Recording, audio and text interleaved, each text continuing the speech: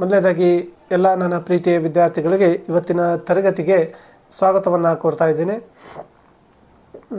ಇವತ್ತಿನ ತರಗತಿಯಲ್ಲಿ ನಾವು ಅಧ್ಯಯನ ಮಾಡ್ತಾ ಇರೋ ವಿಷಯ ಏನಪ್ಪ ಅಂದರೆ ಅಂತಾರಾಷ್ಟ್ರೀಯ ಅರ್ಥಶಾಸ್ತ್ರ. ಈ ಅಂತಾರಾಷ್ಟ್ರೀಯ ಅರ್ಥಶಾಸ್ತ್ರದಲ್ಲಿ ಬರ್ತಕ್ಕಂಥ ವಿಷಯ ಏನಂದರೆ ಅಂತಾರಾಷ್ಟ್ರೀಯ ಹಣಕಾಸು ಮತ್ತು ವ್ಯಾಪಾರ ಸಂಸ್ಥೆಗಳು. ಈ ಅಂತಾರಾಷ್ಟ್ರೀಯ ಹಣಕಾಸು ಮತ್ತು ವ್ಯಾಪಾರ ಸಂಸ್ಥೆಗಳಲ್ಲಿ ಇವತ್ತಿನ ಕ್ಲಾಸ್ನಲ್ಲಿ ನಾವು ಅಧ್ಯಯನ ಮಾಡ್ತಾ ಇರೋ ವಿಷಯ ಏನಪ್ಪ ಅಂದರೆ ಬ್ರಿಟನ್ ವುಡ್ಸ್ ಸಂಸ್ಥೆಗಳು. ಈ ಬ್ರಿಟನ್ ವುಡ್ಸ್ ಎಂಬ ಸಮ್ಮೇಳನದಲ್ಲಿ IMF ಮತ್ತು IBRDಗಳೇನು ಹಾಕವ್ರಿ ಅಸ್ತಿತ್ವಕ್ಕೆ ಬರ್ತಾವೆ. ಈ IMF ಮತ್ತು IBRDಗಳ ಉದ್ದೇಶಗಳೇನು, ಕಾರ್ಯಗಳೇನು ಮತ್ತು ಅಭಿವೃದ್ಧಿಶೀಲ ರಾಷ್ಟ್ರಗಳೊಂದಿಗೆ ಅವುಗಳ ಪಾತ್ರ ಏನು ಎಂಬುದನ್ನು ಇವತ್ತಿನ ಕ್ಲಾಸ್ನಲ್ಲಿ ನಾವೇನು ಅಧ್ಯಯನವನ್ನು ಮಾಡೋಣ. ಮೊದಲನೇದಾಗಿ ಬರ್ತಕ್ಕಂಥದ್ದು ಅಂತಾರಾಷ್ಟ್ರೀಯ ಹಣಕಾಸು ಮತ್ತು ವ್ಯಾಪಾರ ಸಂಸ್ಥೆಗಳು. ಈ ಅಂತಾರಾಷ್ಟ್ರೀಯ ಹಣಕಾಸು ಸಂಸ್ಥೆಗಳು ಅಂದರೆ ಏನು ಎಂಬುದರ ಬಗ್ಗೆ ಇವತ್ತಿನ ಕ್ಲಾಸ್ ಮೊದಲನೇದಾಗಿ ನಾವು ತಿಳಿದುಕೊಳ್ಬೇಕಾಗತ್ತೆ. ಇಲ್ಲಿ ಅಂತಾರಾಷ್ಟ್ರೀಯ ಹಣಕಾಸು ಸಂಸ್ಥೆಗಳಂದ್ರೆ ಏನು? ಹಿಂದುಳಿದ ದೇಶಗಳು ಬಡತನ, ನಿರುದ್ಯೋಗ, ಪಾವತಿ ಶುಲ್ಕಿನ ಸಮಸ್ಯೆ, ವಿದೇಶಿ ವಿನಿಮಯದ ಸಮಸ್ಯೆ ಮುಂತಾದ ಸಮಸ್ಯೆಗಳನ್ನು ಎದುರಿಸುತ್ತಿರುತ್ತವೆ. ಈ ದೇಶಗಳ ಆರ್ಥಿಕ ಅಭಿವೃದ್ಧಿ ಮತ್ತು ಪ್ರಗತಿಗೆ ನೆರವನ್ನು ನೀಡುತ್ತಾ ವಿವಿಧ ದೇಶಗಳ ನಡುವೆ ಆರ್ಥಿಕ ಸಹಕಾರಕ್ಕೆ ಪ್ರಯತ್ನಿಸುತ್ತಿರುವ ಸಂಸ್ಥೆಗಳನ್ನು ಅಂತಾರಾಷ್ಟ್ರೀಯ ಹಣಕಾಸು ಸಂಸ್ಥೆಗಳು ಅಂಥೇಳಿ ನಾವೇನು ಮಾಡ್ತೀವಿ ಕರಿತೀವಿ. ಯಾವ ದೇಶಗಳು ಹಿಂದುಳಿದವೋ ಮತ್ತು ಯಾವ ರಾಷ್ಟ್ರಗಳಲ್ಲಿ ಬಡತನ ಆಗಿರ್ಬೋದು, ನಿರುದ್ಯೋಗ ಆಗಿರ್ಬೋದು, ಪಾವತಿ ಶುಲ್ಕಿನ ಸಮಸ್ಯೆ ಆಗಿರ್ಬೋದು, ವಿದೇಶಿ ವಿನಿಮಯದ ಸಮಸ್ಯೆಗಳಾಗಿರ್ಬೋದು, ಇಂಥ ಸಮಸ್ಯೆಗಳನ್ನು ಎದುರಿಸ್ತಿರ್ತಾವ ಆ ದೇಶಗಳಿಗೆ ಏನು ಮಾಡಬೇಕು, ಆರ್ಥಿಕ ಅಭಿವೃದ್ಧಿ ಮತ್ತು ಪ್ರಗತಿಗೆ ನೆರವನ್ನು ನೀಡ್ತಕ್ಕಂಥ ಸಂಸ್ಥೆಗಳನ್ನೇ ನಾವು ಅಂತಾರಾಷ್ಟ್ರೀಯ ಹಣಕಾಸು ಸಂಸ್ಥೆಗಳು ಅಂತ ಏನು ಮಾಡ್ತೀವಿ ಕರಿತಾ ಬರ್ತೀವಿ. ಹಾಗಾದರೆ ಈ ಅಂತಾರಾಷ್ಟ್ರೀಯ ಹಣಕಾಸು ಸಂಸ್ಥೆಗಳು ಹುಟ್ಟುಕೊಳ್ಳೋಕೆ ಕಾರಣ ಏನು? ಇಲ್ಲಿ ಈ ಅಂತಾರಾಷ್ಟ್ರೀಯ ಹಣಕಾಸು ಸಂಸ್ಥೆಗಳು ಹುಟ್ಟುಕೊಳ್ಳೋಕ್ಕೆ ಕಾರಣ ಏನಂದರೆ 1929ರಲ್ಲಿ ಸಂಭವಿಸಿದ ಮಹಾ ಆರ್ಥಿಕ ಮುಗ್ಗಟ್ಟಿನ ಪರಿಣಾಮ ಮತ್ತು 1939ರಲ್ಲಿ ಪ್ರಾರಂಭವಾದ ಎರಡನೇ ಮಹಾಯುದ್ಧದ ಪರಿಣಾಮದಿಂದಾಗಿ ಅನೇಕ ರಾಷ್ಟ್ರಗಳಲ್ಲಿ ವಿನಿಮಯ ದರ ಮತ್ತು ಅಂತಾರಾಷ್ಟ್ರೀಯ ವ್ಯಾಪಾರ ಕ್ಷೇತ್ರಗಳಲ್ಲಿ ಅಗಾಧ ಏರಿಳಿತಗಳು ಉಂಟಾದವು ಮತ್ತು ಹಣದ ಅಪಮೌಲ್ಯೀಕರಣ ಆಯಿತು, ಮುಗ್ಗಟ್ಟುಗಳಾದವು, ಬಡತನ ಸಂಭವಿಸಿತು, ನಿರುದ್ಯೋಗದ ಪ್ರಮಾಣ ಸಹಿತ ಏನಾಯ್ತು ಹೆಚ್ಚಿಗೆ ಆಯಿತು. ಈ ರೀತಿಯಾಗಿ ಹಲವಾರು ಸಮಸ್ಯೆಗಳು ಹುಟ್ಟಿಕೊಂಡು ಅವುಗಳನ್ನು ಹೋಗಲಾಡಿಸೋ ಉದ್ದೇಶದಿಂದ ಏನು ಮಾಡಿದ್ರಿ ಈ ಅಂತಾರಾಷ್ಟ್ರೀಯ ಹಣಕಾಸು ಸಂಸ್ಥೆಗಳು ಹುಟ್ಟಿಕೊಂಡವು ಅಂತೇಳಿ ಹೇಳ್ಬೋದು. ಇಂತಹ ಸಮಸ್ಯೆಗಳನ್ನು ಹೋಗಲಾಡಿಸಲು ಹಲವಾರು ದೇಶಗಳು ಏನು ಮಾಡಿದ್ರಿ ತಮ್ಮದೇ ಆದಂಥ ಯೋಜನೆಗಳನ್ನು ಪ್ರಸ್ತಾಪಪಡಿಸೋಕ್ಕೆ ಮುಂದಾದರು. ಅಂಥ ಯೋಜನೆಗಳಲ್ಲಿ ಅಮೇರಿಕಾದ ಅರ್ಥಶಾಸ್ತ್ರಜ್ಞರಾದಂಥ ಡಾಕ್ಟರ್ ಹ್ಯಾರಿ ಡಿ ವೈಟ್ ಎಂಬುವರು ತಮ್ಮ ಪ್ರಸ್ತಾಪವನ್ನು ಮಂಡನೆ ಮಾಡ್ತಾರೆ. ಈ ಪ್ರಸ್ತಾಪವನ್ನೇ ನಾವೇನಂತ ಕರಿತೀವಿ ಅಂದರೆ ವೈಟ್ ಯೋಜನೆ ಅಂತೇಳಿ ಕರಿತೀವಿ. ಈ ಅಮೇರಿಕಾದ ಅರ್ಥಶಾಸ್ತ್ರಜ್ಞರಾದಂಥ ಡಾಕ್ಟರ್ ಹ್ಯಾರಿ ಡಿ ವೈಟ್ ರವರು ಪ್ರಸ್ತಾಪಪಡಿಸಿದಂಥ ಯೋಜನೆಯನ್ನು ವೈಟ್ ಯೋಜನೆ ಅಂತೇಳಿ ಕರಿತೀವಿ. ಅದೇ ರೀತಿಯಾಗಿ ಗ್ರೇಟ್ ಬ್ರಿಟನ್ನ ಪ್ರಸ್ತಾಪವನ್ನು ಅಲ್ಲಿನ ಅರ್ಥಶಾಸ್ತ್ರಜ್ಞರಾದಂಥ JM ಕೇನ್ಸ್ ಅವರು ಏನು ಮಾಡ್ತಾರೆ ಪ್ರಸ್ತುತತೆಯನ್ನು ಅಥವಾ ಪ್ರಸ್ತಾಪವನ್ನು ಮಂಡನೆ ಮಾಡ್ತಾರೆ. ಅವರ ಯೋಜನೆಯನ್ನು ನಾವು ಕೇನ್ಸ್ ಯೋಜನೆ ಅಂತ ಏನು ಮಾಡ್ತೀವಿ ಕರಿತಾ ಬರ್ತೀವಿ. ಈ ರೀತಿಯಾಗಿ ಅಮೇರಿಕಾದ ವೈಟ್ ಯೋಜನೆ ಮತ್ತು ಗ್ರೇಟ್ ಬ್ರಿಟನ್ನ ಕೇನ್ಸ್ನ ಯೋಜನೆಗಳನ್ನು ಏನು ಮಾಡ್ತೀವಿ ನಾವು ಸುದೀರ್ಘವಾಗಿ ಚರ್ಚೆಗೆ ತೆಗೆದುಕೊಳ್ತೀವಿ. ಹೀಗೆ ಅಮೇರಿಕ ಆಗಿರ್ಬೋದು, ಇಂಗ್ಲೆಂಡ್, ಫ್ರಾನ್ಸ್ ಮತ್ತು ಇತರೆ ಮಿತ್ರ ರಾಷ್ಟ್ರಗಳು ಹೊಸ ಅಂತಾರಾಷ್ಟ್ರೀಯ ಹಣಕಾಸು ವ್ಯವಸ್ಥೆಯನ್ನು ನಿರ್ಮಿಸಲು 1944 ಜುಲೈ 1ರಿಂದ 22ರವರೆಗೆ ಸುಮಾರು 44 ಮಿತ್ರ ರಾಷ್ಟ್ರಗಳು ಏನು ಮಾಡ್ತಾವ್ರಿ ಕೂಡಿಕೊಂಡು ಅಮೇರಿಕಾದ ನ್ಯೂ ಹ್ಯಾಪ್ ಶೇರ್ನ ಬ್ರಿಟನ್ ವುಡ್ಸ್ ಎಂಬಲ್ಲಿ ಸಮ್ಮೇಳನವನ್ನು ಸೇರಿಸ್ತಾವೆ. ನೋಡ್ರಿ, ಅಮೇರಿಕಾದ ನ್ಯೂ ಹ್ಯಾಪ್ ಶೇರ್ನ ಬ್ರಿಟನ್ ವುಡ್ಸ್ ಎಂಬ ಸ್ಥಳದಲ್ಲಿ ಏನು ಮಾಡ್ತಾವ್ರಿ ಈ ಸಮ್ಮೇಳನವನ್ನು ಸೇರ್ತಾವೆ. ಈ ಸಮ್ಮೇಳನದಲ್ಲಿ ಕೇನ್ಸ್ನ ಯೋಜನೆ ಮತ್ತು ಅಮೇರಿಕಾದ ವೈಟ್ ಯೋಜನೆ ಎರಡು ಯೋಜನೆಗಳೇನಾಗ್ತವೆ ಸುದೀರ್ಘವಾಗಿ ಚರ್ಚೆಯಲ್ಲಿ ನಡೀತಾವೆ. ಆ ಚರ್ಚೆಯ ಫಲವಾಗಿ ಏನಾಕರಿ ಅಂತಾರಾಷ್ಟ್ರೀಯ ಹಣಕಾಸು ಸಂಸ್ಥೆಗಳು ಸ್ಥಾಪಿಸಬೇಕು ಅಂಥೇಳಿ ಕೆಲವು ಒಪ್ಪಂದಕ್ಕೆ ಬರ್ತಾವೆ. ಈ ಒಪ್ಪಂದದ ಪರಿಣಾಮವಾಗಿ ಏನಾಕರಿ IMF ಮತ್ತು IBRDಗಳು ಜಾರಿಯಲ್ಲಿ ಬರ್ತಾವೆ ಅಥವಾ ತಮ್ಮ ಅಸ್ತಿತ್ವವನ್ನು ಕಾಣ್ತವೆ ಅಂಥೇಳಿ ಹೇಳ್ಬೋದು. ಈ ವೈಟ್ ಯೋಜನೆ ಮತ್ತು ಕೇನ್ಸ್ ಯೋಜನೆಯನ್ನು ಸುದೀರ್ಘವಾಗಿ ಚರ್ಚೆ ಆದಮೇಲೆ ಏನಾಕತ್ರಿ ಹಣಕಾಸು ಸಂಸ್ಥೆಗಳನ್ನು ಸ್ಥಾಪಿಸಬೇಕಂತ ಹೇಳಿ ಒಪ್ಪಂದಕ್ಕೆ ಬರ್ತಾವೆ. ಈ ಒಪ್ಪಂದದ ಪರಿಣಾಮವಾಗಿ ಮೊದಲನೇದಾಗಿ ಅಂತಾರಾಷ್ಟ್ರೀಯ ದ್ರವ್ಯತೆಯ ಸಮಸ್ಯೆಯನ್ನು ಬಗೆಹರಿಸಲು ಮತ್ತು ಹಣಕಾಸಿನ ಸ್ಥಿರತೆಯನ್ನು ಕಾಪಾಡಲು ಒಂದು ಅಂತಾರಾಷ್ಟ್ರೀಯ ಹಣಕಾಸು ನಿಧಿಯನ್ನು ಸ್ಥಾಪನೆ ಮಾಡ್ತಾರೆ. ಅಂದ್ರೆ ಅಂತಾರಾಷ್ಟ್ರೀಯ ಮಟ್ಟದಲ್ಲಿ ದ್ರವ್ಯತೆಯ ಸಮಸ್ಯೆಯನ್ನು ಬಗೆಹರಿಸಕ್ಕೆ IMFನ ಸ್ಥಾಪನೆಯನ್ನು ಮಾಡ್ತಾರೆ.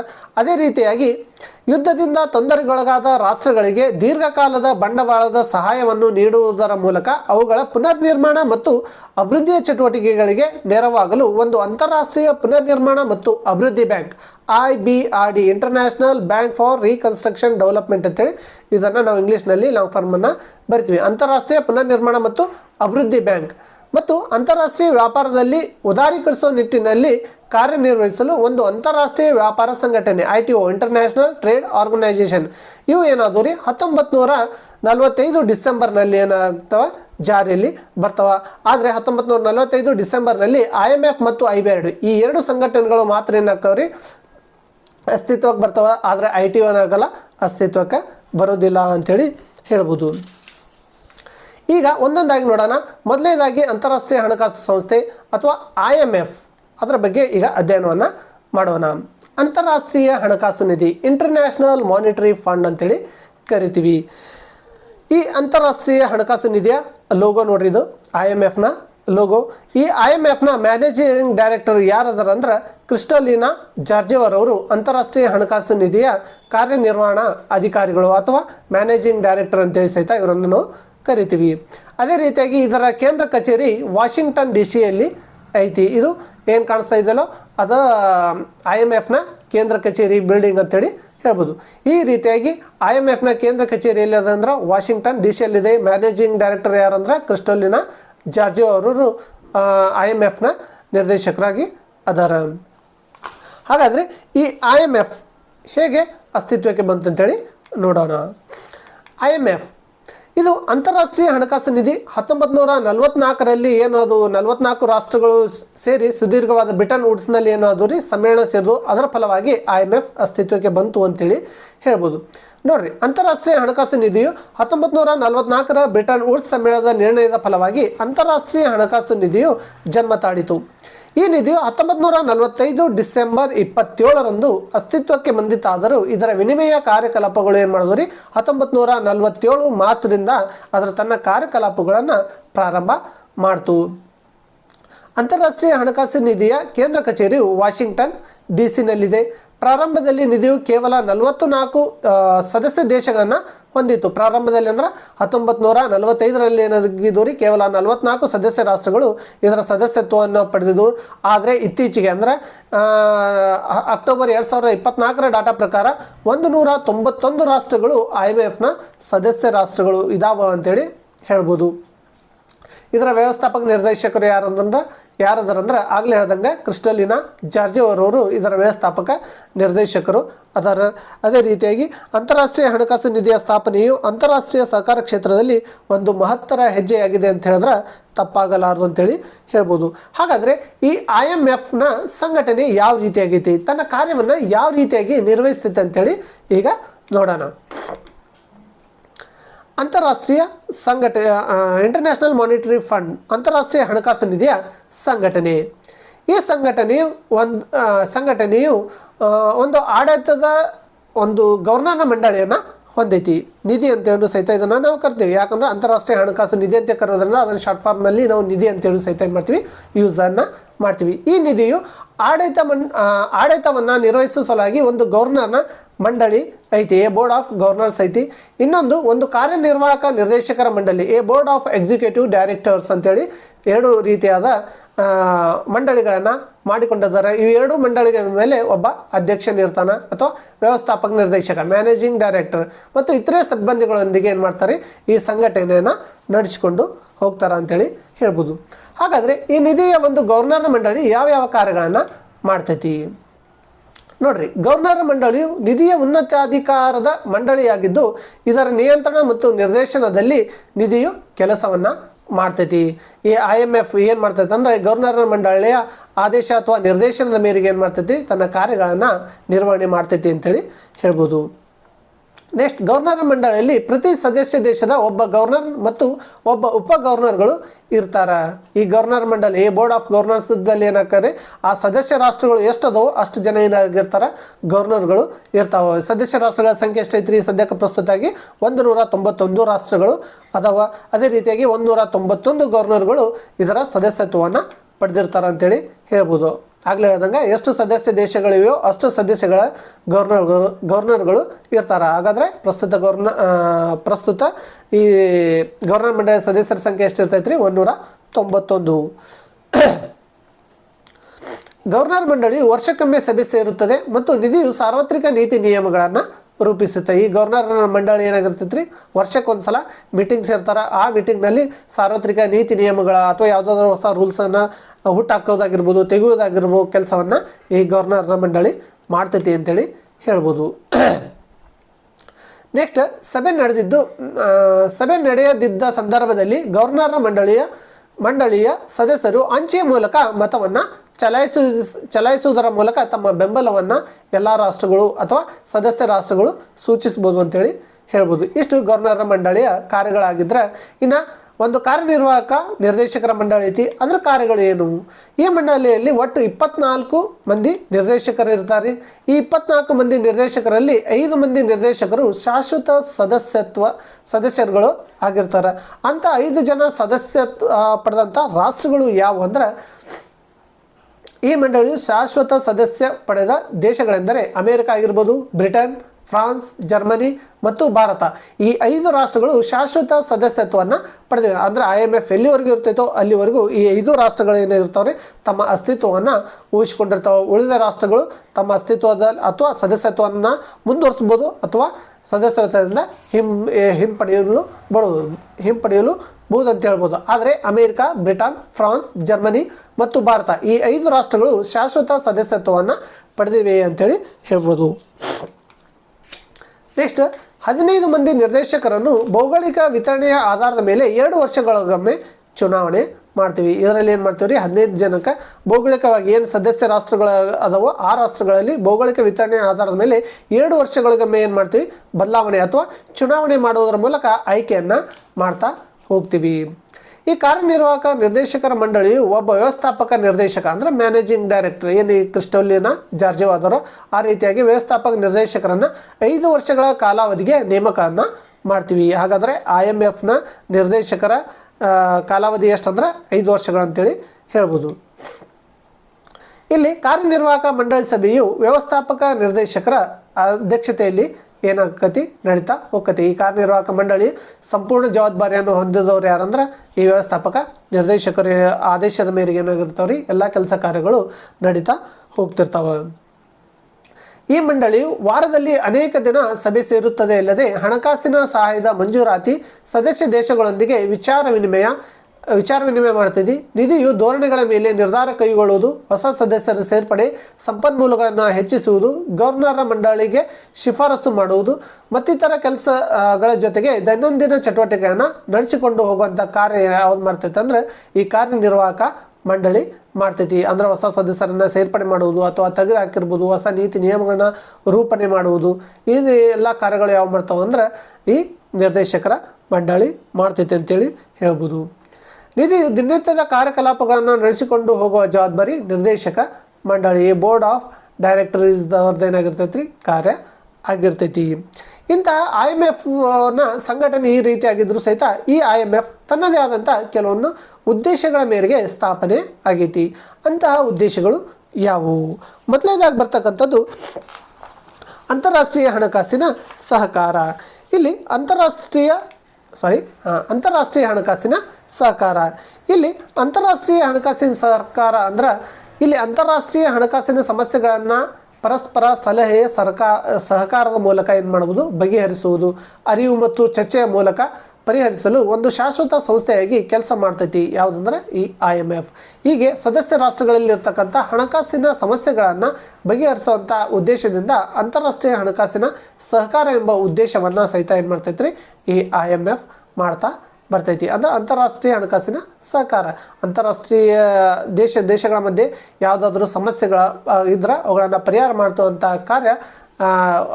ಕಾರ್ಯವನ್ನು ಏನು ಮಾಡ್ತೈತಿ ಈ IMF ಮಾಡ್ತೈತಿ ಅಂತೇಳಿ ಹೇಳ್ಬೋದು. ಅಂತಾರಾಷ್ಟ್ರೀಯ ವ್ಯಾಪಾರದ ಸಮತೋಲನದ ವೃದ್ಧಿ. ಇಲ್ಲಿ ನಿಧಿಯು ಅಂತಾರಾಷ್ಟ್ರೀಯ ವ್ಯಾಪಾರದ ವಿಸ್ತರಣೆ ಮತ್ತು ಸಮತೋಲನ ವೃದ್ಧಿಗೆ ಪೂರಕವಾದ ವಾತಾವರಣವನ್ನು ನಿರ್ಮಿಸುವುದರ ಮೂಲಕ ಅಂತಾರಾಷ್ಟ್ರೀಯ ಹಣಕಾಸಿನ ಸಹಕಾರವನ್ನು ಏರ್ಪಡಿಸಲು ಪ್ರಯತ್ನಿಸುತ್ತದೆ. ಆಗಲೇ ಹೇಳ್ದಂಗೆ ಏನಾದರೂ ಪರಸ್ಪರ ಸದಸ್ಯ ರಾಷ್ಟ್ರಗಳ ಮಧ್ಯೆ ತಂಟಿ ತಕರಾರುಗಳಿದ್ದರೆ ಅವುಗಳನ್ನು ಬಗೆಹರಿಸುವುದರ ಮೂಲಕ ಏನು ಮಾಡ್ತೈತಿ, ಅಂತಾರಾಷ್ಟ್ರೀಯ ವ್ಯಾಪಾರದ ಸಮತೋಲನ ಅಥವಾ ಅಂತಾರಾಷ್ಟ್ರೀಯ ವ್ಯಾಪಾರದ ವೃದ್ಧಿಗೆ ಏನು ಮಾಡ್ತೈತಿ, ಸಹಾಯವನ್ನು ಮಾಡ್ತೈತಿ ಅಂತೇಳಿ ಹೇಳ್ಬೋದು. ಅದೇ ರೀತಿಯಾಗಿ ಈ IMFನ ಮೂರನೇ ಉದ್ದೇಶ ಏನಂದರೆ ವಿನಿಮಯ ದರದಲ್ಲಿ ಸ್ಥಿರತೆಯನ್ನು ಕಾಪಾಡುವುದು. ಇಲ್ಲಿ ಸದಸ್ಯ ದೇಶಗಳ ನಡುವೆ ಪೈಪೋಟಿಯುತ ವಿನಿಮಯ ದರದ ಅಪಮೌಲ್ಯವನ್ನು ತಪ್ಪಿಸಿ ಎಲ್ಲ ಸದಸ್ಯ ದೇಶಗಳ ನಡುವೆ ಸೂಕ್ತ ವಿನಿಮಯ ಸೌಲಭ್ಯಗಳನ್ನು ಒದಗಿಸಿ ಅಂತಾರಾಷ್ಟ್ರೀಯ ವಿನಿಮಯ ದರದಲ್ಲಿ ಸ್ಥಿರತೆಯನ್ನು ಕಾಪಾಡುವುದು ನಿಧಿಯ ಮೂರನೇ ಉದ್ದೇಶ ಆಗೈತಿ. ಅಂದ್ರೆ ಆ ಸದಸ್ಯ ರಾಷ್ಟ್ರಗಳಲ್ಲಿ ಇರ್ತಕ್ಕಂಥ ವಿನಿಮಯ ದರ ಅಪಮೌಲ್ಯವಾಗದ ರೀತಿಯಲ್ಲಿ ಎಲ್ಲ ಸದಸ್ಯ ರಾಷ್ಟ್ರಗಳಲ್ಲಿ ವಿನಿಮಯ ದರವನ್ನು ನಿಗದಿ ಮಾಡುವಂಥ ಕಾರ್ಯವೂ ಸಹಿತ ಈ IMF ಮಾಡ್ತೈತಿ. ಇದರಿಂದ ಏನಾಗ್ತೈತಿ, ಅಂತಾರಾಷ್ಟ್ರೀಯ ವ್ಯಾಪಾರ ಇನ್ನೂ ಸಲೀಸಾಗಿ ಆಗ್ತೈತಿ ಅಂತೇಳಿ ಹೇಳ್ಬೋದು. ಇನ್ನು ಮುಂದೆ ಬರ್ತಕ್ಕಂಥ ಉದ್ದೇಶ ಏನಂದರೆ ವಿನಿಮಯ ನಿಯಂತ್ರಣಗಳ ನಿರ್ಮೂಲನೆ. ಇಲ್ಲಿ ವಿನಿಮಯ ನಿಯಂತ್ರಣಗಳ ಮಾಡೋದ್ರ ಮೂಲಕ ವ್ಯಾಪಾರ ಏನಾಗ್ತೈತಿ, ವೃದ್ಧಿ ಆಗ್ತೈತಿ. ನೋಡ್ರಿ, ಇಲ್ಲಿ ಜಾಗತಿಕ ವ್ಯಾಪಾರಕ್ಕೆ ಅಡ್ಡಿಯನ್ನುಂಟು ಮಾಡುತ್ತಿರುವ ಎಲ್ಲ ವಿನಿಮಯ ನಿಯಂತ್ರಣದ ಪ್ರಯತ್ನಗಳನ್ನು ನಿರ್ಮೂಲನೆ ಮಾಡಿ ಅಂತಾರಾಷ್ಟ್ರೀಯ ವ್ಯಾಪಾರ ವೃದ್ಧಿಗೆ ಪ್ರಯತ್ನಿಸುವುದು ನಿಧಿಯ ಇನ್ನೊಂದು ಉದ್ದೇಶ ಆಗೈತಿ. ಇಲ್ಲಿ ವಿನಿಮಯ ದರದಲ್ಲಿ ಇರ್ತಕ್ಕಂಥ ಅಥವಾ ವಿನಿಮಯ ನಿಯಂತ್ರಣದ ಮೂಲಕ ಅಂದ್ರೆ ಆಮದು ರಫ್ತು ಆಗಿರ್ಬೋದು, ಅವುಗಳ ಮೇಲೆ ಇರ್ತಕ್ಕಂಥ ನಿಯಂತ್ರಣಗಳನ್ನು ಹೇರುವುದಾಗಿರ್ಬೋದು, ಕೆಲವು ಸಮಯಗಳನ್ನು ಆ ನಿಯಂತ್ರಣಗಳನ್ನು ತೆಗೆಯುವುದು ಸಹಿತ ಏನು ಮಾಡ್ತೈತಿ, ಈ IMF ಮಾಡ್ತೈತಿ. ಅಂದರೆ ಸದಸ್ಯ ರಾಷ್ಟ್ರಗಳ ಮಧ್ಯೆ ಏನು ಮಾಡ್ತೈತಿ, ಒಂದು ಒಪ್ಪಂದವನ್ನು ತರುವಂಥ ಕಾರ್ಯದ ಮೂಲಕ ಸಹಿತ ವಿದೇಶಿ ವಿನಿಮಯ ನಿಯಂತ್ರಣಗಳ ನಿರ್ಮೂಲನೆ ಮಾಡ್ತಕ್ಕಂಥ ಕಾರ್ಯ ಈ IMF ಮಾಡ್ತೈತಿ ಅಂತೇಳಿ ಹೇಳ್ಬೋದು. ನೆಕ್ಸ್ಟ್, ಬಹುಪಾರ್ಶ್ವ ಪರಿವರ್ತನೆ. ಇಲ್ಲಿ ಬಹುಪಾರ್ಶ್ವ ಪರಿವರ್ತನೆ ಅಂದರೆ ಸದಸ್ಯ ದೇಶಗಳ ಹಣದ ಏನು ಕರೆನ್ಸಿ ಇತ್ತಲೋ ಸದಸ್ಯ ರಾಷ್ಟ್ರಗಳ ಹಣದ ಬಹುಪಾರ್ಶ್ವ ಪರಿವರ್ತನೆಗೆ ಅವಕಾಶವನ್ನು ಕಲ್ಪಿಸುವುದು ಮತ್ತು ಸುಲಭ ರೀತಿಯ ಪಾವತಿಗಳನ್ನು ಮಾಡುವ ವ್ಯವಸ್ಥೆಯನ್ನು ನಿರ್ಮಿಸುವಂಥ ಕಾರ್ಯ ಈ IMF ಮಾಡ್ತೈತಿ. ಅಂದರೆ ಎಲ್ಲ ಸದಸ್ಯ ರಾಷ್ಟ್ರಗಳು ತಮ್ಮದೇ ಆದ ಕರೆನ್ಸಿಯಲ್ಲಿ ಆ ಕರೆನ್ಸಿಗಳನ್ನು ಪರಿವರ್ತನೆ ಮಾಡುವಂಥ ಕಾರ್ಯ, ಅಂದರೆ ಯಾವ ಕರೆನ್ಸಿಯಲ್ಲಿ ವ್ಯಾಪಾರ ವ್ಯವಹಾರಗಳು ನಡೀತಿತ್ತೋ ಆ ಕರೆನ್ಸಿಗೆ ಪರಿವರ್ತನೆ ಮಾಡುವಂಥ ಕಾರ್ಯನೂ ಸಹಿತ ಈ IMF ಮಾಡ್ತೈತಿ ಅಂತೇಳಿ ಹೇಳ್ಬೋದು. ಇದು ಸಹಿತ ಅದರ ಇನ್ನೊಂದು ಉದ್ದೇಶ ಆಗಿರ್ತೈತಿ. ನೆಕ್ಸ್ಟ್, ಪಾವತಿ ಶುಲ್ಕಿನಲ್ಲಿರುವ ಅಸಮತೋಲನದ ನಿವಾರಣೆ ಅಥವಾ ಶುಲ್ಕಿನಲ್ಲಿರುವ ಅಸಮತೋಲನ ನಿವಾರಣೆ. ಇಲ್ಲಿ ಪಾವತಿ ಶುಲ್ಕಿನಲ್ಲಿರ್ತಕ್ಕಂಥ ಅಸಮತೋಲನ ಸಹಿತ ನಿವಾರಣೆ ಮಾಡ್ತಕ್ಕಂಥ ಉದ್ದೇಶದಿಂದ ಏನಾಕೈತಿ, IMF ಸ್ಥಾಪನೆ ಆಗೈತಿ ಅಂತೇಳಿ ಹೇಳ್ಬೋದು. ಇಲ್ಲಿ ರಾಷ್ಟ್ರೀಯ ಅಥವಾ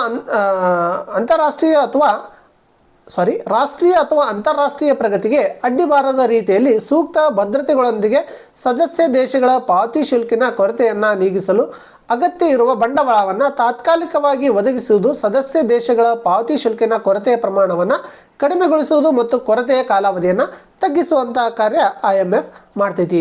ಅಂದ್ರೆ ಈ ಪಾವತಿ ಶುಲ್ಕಿನ ಸಮಸ್ಯೆಯನ್ನು ನಿವಾರಣೆ ಮಾಡಿಕೊಳ್ಳುವುದಕ್ಕೋಸ್ಕರ IMF ಸಾಲ ಸೌಲಭ್ಯಗಳನ್ನು ಕೊಡ್ತೈತಿ. ಅಂದ್ರೆ ಬಂಡವಾಳವನ್ನು ತಾತ್ಕಾಲಿಕವಾಗಿ ಒದಗಿಸುವಂಥ ಕಾರ್ಯ ಮಾಡ್ತೈತಿ. ಅಷ್ಟೇ ಅಲ್ಲದೆ ಆ ಕೊರತೆಯ ಅವಧಿ ಏನಿರ್ತೈತೋ ಅದನ್ನು ಕಡಿಮೆ ಮಾಡೋಕ್ಕೆ, ಅಂದ್ರೆ ಈ ಪಾವತಿ ಶುಲ್ಕನ ಕೊರತೆಯ ಕಾಲಾವಧಿಯನ್ನು ತಗ್ಗಿಸುವಂಥ ಕಾರ್ಯವು ಸಹಿತ ಏನು ಮಾಡ್ತೈತಿ, ಈ IMF ಮಾಡ್ತೈತಿ ಅಂಥೇಳಿ ಹೇಳ್ಬೋದು. ಅದೇ ರೀತಿಯಾಗಿ ತಾತ್ಕಾಲಿಕ ನೆರವು, ಆಗಲೇ ಹೇಳ್ದಂಗೆ ಸಾಲಗಳನ್ನು ಕೊಡುವುದರ ಮೂಲಕ ಏನು ಮಾಡ್ತೈತಿ, ತಾತ್ಕಾಲಿಕ ನೆರವು. ಅದರಿಂದ ಏನಾಗ್ತೈತಿ, ಆಟೋಮೆಟಿಕ್ಲಿ ವ್ಯಾಪಾರದ ಅಭಿವೃದ್ಧಿ, ವ್ಯಾಪಾರ ಉದ್ಯಮಗಳಿಗೆ ನೆರವನ್ನು ಕೊಡ್ತಕ್ಕಂಥ ಕಾರ್ಯವನ್ನು IMF ಮಾಡ್ತೈತಿ. ಅಥವಾ ಸದಸ್ಯ ರಾಷ್ಟ್ರಗಳಲ್ಲಿ ಯಾರಾದರೂ ಹೂಡಿಕೆಯನ್ನು ಮಾಡ್ತಿದ್ರೆ ಅಂಥ ರಾಷ್ಟ್ರಗಳಲ್ಲಿ ಯಾವುದು ಹಿಂದುಳಿದಿರ್ತೈತೋ ಆ ರಾಷ್ಟ್ರಗಳಲ್ಲಿ ಹೂಡಿಕೆ ಮಾಡುವಂತೆ ಸಲಹೆಗಳನ್ನು ಸಹಿತ ಈ IMF ಕೊಡ್ತೈತಿ. ಅದೇ ರೀತಿಯಾಗಿ ಹಿಂದುಳಿದ ರಾಷ್ಟ್ರಗಳಿಗೆ ನೆರವು, ಆಗಲೇ ಯಾವ ರಾಷ್ಟ್ರ ಹಿಂದುಳಿದಿರ್ತೈತೋ ಆ ರಾಷ್ಟ್ರಗಳಲ್ಲಿ ಮುಂದುವರೆದ ರಾಷ್ಟ್ರಗಳು ಹೂಡಿಕೆ ಮಾಡುವುದರ ಮೂಲಕ ಆ ರಾಷ್ಟ್ರದ ವ್ಯಾಪಾರ ವ್ಯವಹಾರಗಳು ವೃದ್ಧಿಗೊಂಡು ಅಲ್ಲಿ ಏನಾಕೈತಿ, ಪಾವತಿ ಶುಲ್ಕಿನ ಅಸಮತೋಲನ ಸಹಿತ ಹೋಗಲಾಡಿಸುವಂಥ ಉದ್ದೇಶದಿಂದ ಈ IMF ಸ್ಥಾಪನೆ ಆಗೈತಿ ಅಂತೇಳಿ ಹೇಳ್ಬೋದು. ಇಷ್ಟೆಲ್ಲ ಉದ್ದೇಶಗಳೊಂದಿಗೆ ಏನಾಕೈತಿ, IMF ಸ್ಥಾಪನೆ ಆಗಿದೆ. ನೆಕ್ಸ್ಟ್ ಬರ್ತಕ್ಕಂಥದ್ದು IMFನ ಕಾರ್ಯಗಳು. ಹಾಗಾದರೆ ಈ IMF ಮಾಡ್ತಕ್ಕಂಥ ಕಾರ್ಯಗಳು ಯಾವುವು? ಮೊದಲನೇದಾಗಿ ಸದಸ್ಯ ದೇಶಗಳಿಗೆ ಪಾವತಿ ಶುಲ್ಕಿನ ಕೊರತೆಯನ್ನು ಎದುರಿಸಲು ಸಹಾಯ ಮಾಡುವುದು. ಆಗಲೇ ಹೇಳ್ದಂಗೆ ಇದರ ಇನ್ನೊಂದು ಕಾರ್ಯ ಏನಂದರೆ ಸದಸ್ಯ ದೇಶಗಳಿಗೆ ಪಾವತಿ ಶುಲ್ಕಿನ ಕೊರತೆಯನ್ನು ಎದುರಿಸುವಲ್ಲಿ ಹಣಕಾಸಿನ ನೆರವನ್ನು ನೀಡುವುದರ ಮೂಲಕ ಪಾವತಿ ಶುಲ್ಕಿನ ಕೊರತೆಯನ್ನು ಎದುರಿಸುವಂತೆ ಮಾಡ್ತೈತಿ ಈ IMF. ಎರಡನೇ ಕಾರ್ಯ ಏನಂದರೆ ವಿನಿಮಯ ದರದಲ್ಲಿ ಸ್ಥಿರತೆ. ಅಂದರೆ ಪಾವತಿ ಶುಲ್ಕಿನೆಲ್ಲ ಸಮತೋಲನ ಸಾಧಿಸುವುದಾಗಿರ್ಬೋದು. ವಿನಿಮಯ ದರ ಏನು ಈ ಎಕ್ಸ್ಚೇಂಜ್ ರೇಟ್ ಇರ್ತೈತೋ ಅಲ್ಲಿ ಏನು ಮಾಡ್ತೈತಿ IMF ಒಂದು ನಿಗದಿತವಾದ ವಿನಿಮಯ ದರವನ್ನು ನಿರ್ಧರಿಸುವಂತೆ ಸಲಹೆ ಸೂಚನೆಗಳು ಕೊಡುವಂಥ ಕಾರ್ಯಗಳು ಸಹಿತ ಈ IMF ಮಾಡ್ತೈತೆ ಅಂತೇಳಿ ಹೇಳ್ಬೋದು. ನೆಕ್ಸ್ಟ್ ಕೊರತೆ ಕರೆನ್ಸಿಗಳ ಪೂರೈಕೆ ಮಾಡುವಂಥ ಕಾರ್ಯ ಈ IMF ಮಾಡ್ತೈತಿ. ಯಾವ ರಾಷ್ಟ್ರಗಳಲ್ಲಿ ಕರೆನ್ಸಿಯ ಕೊರತೆ ಇರ್ತೈತೋ ಆವಾಗ ಏನಾದರೂ ಕರೆನ್ಸಿ ಬೇಕಾಗಿತ್ತಾ ಆ ದೇಶದ ಚಿನ್ನವನ್ನು ಅಡವಿಟ್ಟುಕೊಂಡು ಕರೆನ್ಸಿಯನ್ನು ಕೊಡುವಂಥ ಕಾರ್ಯಗಳು ಸಹಿತ ಈ IMF ಮಾಡ್ತೈತಿ. ಯಾಕಂದ್ರೆ ಚಿನ್ನದೊಂದಿಗೆ ಏನು ಮಾಡ್ತೀವಿ ನಾವು ಕರೆನ್ಸಿಯನ್ನು ಬದಲಾವಣೆ ಮಾಡ್ಕೊಳ್ಳೋದ್ರಿಂದ ಆ ಚಿನ್ನವನ್ನು ಇಟ್ಕೊಂಡು ಏನು ಮಾಡ್ತೈತಿ ಕೊರತೆಯಲ್ಲಿರ್ತಕ್ಕಂಥ ಕರೆನ್ಸಿಗಳನ್ನು ಕೊಡ್ತೈತಿ. ಆ ಕರೆನ್ಸಿಗಳ ಮೂಲಕ ಆ ದೇಶಗಳು ಏನು ಮಾಡ್ಬೋದು ರೀ ವ್ಯಾಪಾರ ವ್ಯವಹಾರಗಳನ್ನು ಮಾಡೋದ್ರ ಮೂಲಕ ತನ್ನ ವ್ಯಾಪಾರ ಅಭಿವೃದ್ಧಿಯನ್ನು ಮಾಡ್ಬೋದು ಅಂಥೇಳಿ ಹೇಳ್ಬೋದು. ಅದೇ ರೀತಿಯಾಗಿ ವಿನಿಮಯ ನಿಯಂತ್ರಣದ ನಿರ್ಮೂಲನೆ. ಆಗಲೇ ಹೇಳ್ದಂಗೆ ಯಾವುದೇ ರಾಷ್ಟ್ರ ವ್ಯವಹಾರದಲ್ಲಿ ಯಾವುದಾದ್ರೂ ನಿಯಂತ್ರಣ ಹೇರುವುದಾಗಿರ್ಬೋದು, ಆಮದು ಸುಂಕ ಆಗಿರ್ಬೋದು, ಕೋಟಾಗಳಾಗಿರ್ಬೋದು, ಈ ಥರ ಯಾವುದಾದ್ರೂ ನಿಯಂತ್ರಣ ಹೇರಿದ್ರೆ ಆ ನಿಯಂತ್ರಣಗಳನ್ನ ನಿರ್ಮೂಲನೆ ಮಾಡೋದ್ರ ಮೂಲಕ ಮುಕ್ತ ವ್ಯಾಪಾರಕ್ಕೂ ಸಹಿತ ಈ IMF ಏನು ಮಾಡ್ತೈತಿ ಸಹಾಯವನ್ನು ಮಾಡ್ತೈತಿ ಅಂತೇಳಿ ಹೇಳ್ಬೋದು. ಒಟ್ಟಾರೆಯಾಗಿ ಹಿಂದುಳಿದ ರಾಷ್ಟ್ರಗಳು ಸಹಿತ ಆರ್ಥಿಕ ಪ್ರಗತಿ ಪದದತ್ತ ಸಾಗಬೇಕು ಎಂಬ ಉದ್ದೇಶದಿಂದ ಈ ಎಲ್ಲ ಕಾರ್ಯಗಳನ್ನು IMF ಮಾಡ್ತಾ ಬರ್ತೈತಿ. ಅದೇ ರೀತಿಯಾಗಿ ಅಂತಾರಾಷ್ಟ್ರೀಯ ಹಣಕಾಸಿನ ಸಹಕಾರನೂ ಸಹಿತ ಈ IMF ಮಾಡ್ತೈತಿ ಅಂತೇಳಿ ಹೇಳ್ಬೋದು. ಯಾವ ರೀತಿಯಾಗಿ ಅಂದ್ರೆ ಅಂತಾರಾಷ್ಟ್ರೀಯ ಹಣಕಾಸಿನ ಸಹಕಾರ ಸಾಲಗಳನ್ನು ಕೊಡುವುದಾಗಿರ್ಬೋದು ಅಥವಾ ಪಾವತಿ ಶುಲ್ಕಿನ ಅಸಮತೋಲನವನ್ನು ಯಾವ ರೀತಿಯಾಗಿ ಪರಿಹರಿಸಬೇಕು ಎಂಬ ಸಲಹೆಗಳನ್ನು ಕೊಡ್ತೈತಿ ಅಥವಾ ಕೆಲವು ತರಬೇತಿಗಳನ್ನು ಕೊಡುವುದರ ಮೂಲಕ ಅಂತಾರಾಷ್ಟ್ರೀಯ ಹಣಕಾಸಿನ ಸಹಕಾರವನ್ನು ಏರ್ಪಡಿಸೋದ್ರ ಮೂಲಕ ಈ ಎಲ್ಲ ಕಾರ್ಯಗಳು ಮಾಡ್ತೈತಿ ಅಂಥೇಳಿ ಹೇಳ್ಬೋದು. ನೆಕ್ಸ್ಟ್ ತಾಂತ್ರಿಕ ಸಹಾಯ. ಆಗಲೇ ಹೇಳ್ದಂಗೆ ತಾಂತ್ರಿಕ ಸಹಾಯ ಅಂದರೆ ತರಬೇತಿ ಕೊಡುವುದಾಗಿರ್ಬೋದು, ಪಾವತಿ ಶುಲ್ಕಿನ ಅಸಮತೋಲನವನ್ನು ಯಾವ ರೀತಿಯಾಗಿ ಹೋಗಲಾಡಿಸ್ಬೋದು ಅಂಥೇಳಿ ಕೆಲವು ತಾಂತ್ರಿಕ ಸಹಾಯಗಳನ್ನು ಮಾಡುವಂಥ ಕಾರ್ಯ ಈ IMF ಮಾಡ್ತೈತಿ ಅಂಥೇಳಿ ಹೇಳ್ಬೋದು. ಇಷ್ಟು ಇವತ್ತಿನ ಕ್ಲಾಸ್ನಲ್ಲಿ ನಾವು ಏನು ಮಾಡಿದ್ವಿ, IMF ಅಂತಾರಾಷ್ಟ್ರೀಯ ಹಣಕಾಸು ಸಂಸ್ಥೆಗಳು ಅಂದರೆ ಏನು, ಅಂತಾರಾಷ್ಟ್ರೀಯ ಹಣಕಾಸು ಸಂಸ್ಥೆಗಳು ಯಾವ ರೀತಿಯಾಗಿ ಅವು ಹುಟ್ಟುಕೊಂಡು ಮತ್ತು ಅಂತಾರಾಷ್ಟ್ರೀಯ ಹಣಕಾಸು ಸಂಸ್ಥೆಗಳಲ್ಲಿ ಇವತ್ತಿನ ಕ್ಲಾಸ್ನಲ್ಲಿ ನಾವು IMF ಬಗ್ಗೆ ಮಾತ್ರ ಏನು ಮಾಡಿದ್ವಿ ಅಧ್ಯಯನ ಮಾಡಿದ್ವಿ. ಆ IMFನ ಯಾವ ರೀತಿಯಾಗಿ ಸ್ಥಾಪನೆಗೊಂಡು IMFನ ಸಂಘಟನೆ ಯಾವ ರೀತಿಯಾಗೈತಿ ಮತ್ತು IMFನ ಕಾರ್ಯಗಳು ಯಾವುವು ಮತ್ತು ಉದ್ದೇಶಗಳು ಯಾವುವು ಎಂಬುದರ ಬಗ್ಗೆ ಇವತ್ತಿನ ಕ್ಲಾಸ್ನಲ್ಲಿ ಏನು ಮಾಡಿದ್ವಿ ನಾವು ತಿಳಿದುಕೊಂಡಿದ್ವಿ ಅಂತೇಳಿ ಹೇಳ್ಬೋದು. ಹೌದಾ? ನೆಕ್ಸ್ಟ್ ಕ್ಲಾಸ್ನಲ್ಲಿ IBRD ಬಗ್ಗೆ ತಿಳಿದುಕೊಳ್ಳೋಣ. ಧನ್ಯವಾದಗಳು.